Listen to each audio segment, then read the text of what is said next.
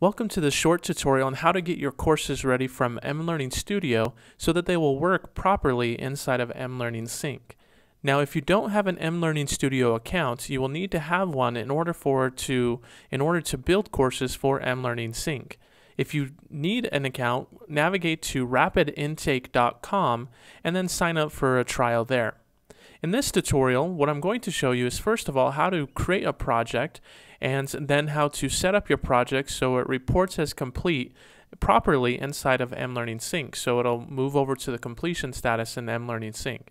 The first thing you need to make sure that you do is when building a project and clicking on Author and Review that you select either mobile or Flash and mobile. If you don't select one of those options, meaning if you select the Flash option, your course that you build will not work on mLearning Sync. So make sure you select either of those. Once you have a project already selected and already built, the next thing to do is to come into the Build Modify the Course area.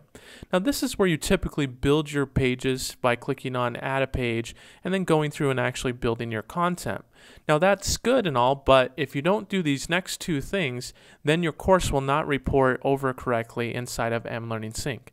The first thing you need to do is make sure you click on Edit Course Settings. The next step you need to do is clicking on step 5 where it says tracking data. What you need to do is set up the settings that will actually say, okay, this is how the course is going to be reported as complete. And there's a couple different ways that you can do that. Under course completion status, you have a couple different options: browsed, completed, incomplete, passed, or failed. Typically, you'll want to select completed. That means that the learner has to go through every single page inside of the course before that course is reported as complete. But once they do, it will actually move it over to the completed category inside of mLearning Sync. So that's step number 1.